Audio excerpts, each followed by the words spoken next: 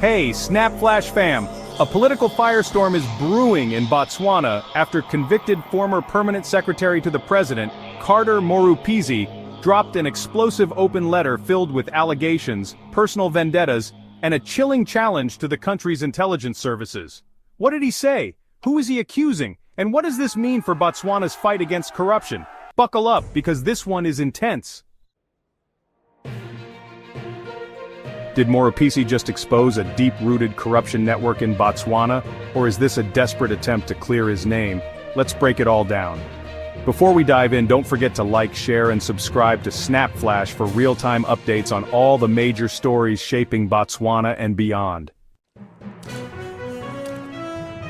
Over the weekend, former minister and permanent secretary to the president, Charles Tibone, made a powerful speech at the funeral of Botswana's legendary leader, Dr. Gausitwe Chipe. Representing former senior government officials, Tibone called for a return to integrity in public service, using Morupisi's corruption conviction as an example of how far Botswana had fallen. If you contrast the work ethic with what is happening in our economy these days, you see chalk and cheese. Botswana appeared comfortable with the categorization that they are a low productivity economy. The mediocrity which Dr. Chipe shunned so much appears to be the norm. Again, where did we go wrong? Why have we failed to see value in Dr. Chipe's example? Muruti, the other day at one of the prayers, said, Dr. Chipe has left a mark. Indeed, she left a mark, a standard.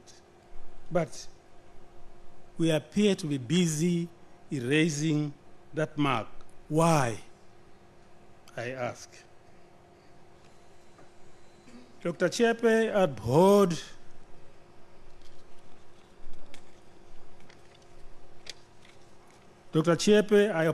corruption. In fact, I can safely say she herself was incorruptible. She spoke against corruption as Minister of State and within the Botswana Democratic Party. In this regard, she was one of the architects of a Botswana which was universally acclaimed as being relatively corruption-free. For many years, Botswana was ranked as the least corrupt country in Africa. Things appear to have changed. We have receded in our rankings. What happened? When did we deviate from the lofty principle which Dr. Chipe and those of a moral denomination held on to so tenaciously for so many years? The ugly head of corruption is looming larger than our coat of arms in some of the offices. Our public service, which used to be ranked among the best in the continent, has become anemic due to this scourge.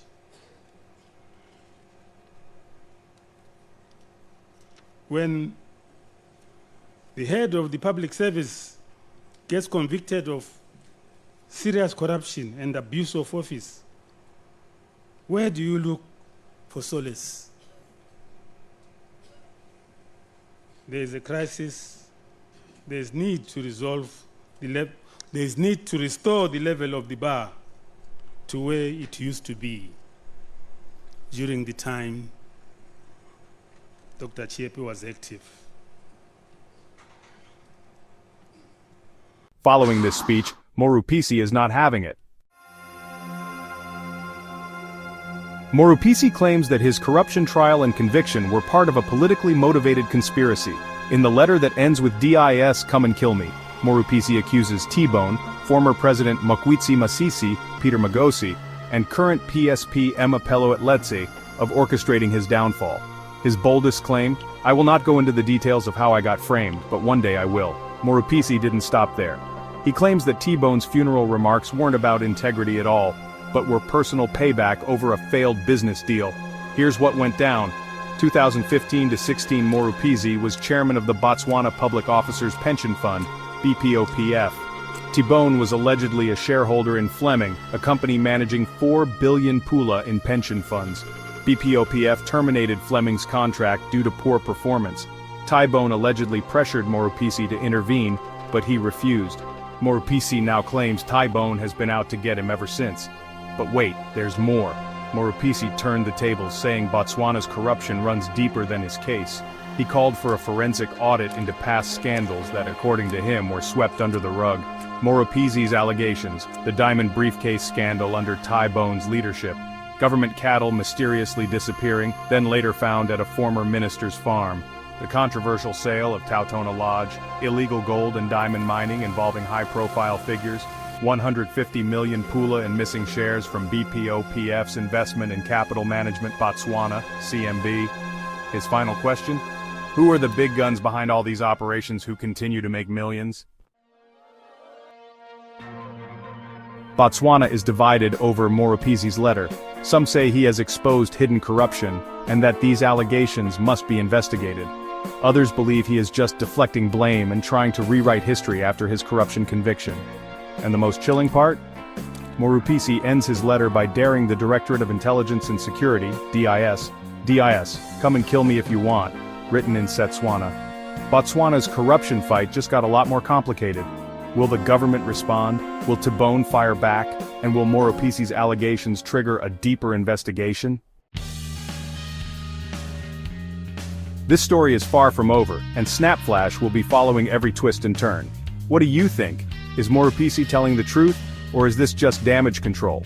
Drop your thoughts in the comments below, and remember to subscribe and hit the notification bell so you don't miss out on the latest updates on this developing story. That's it for now, SnapFlash fam. Stay tuned for more exclusive stories, and as always, keep questioning and stay informed.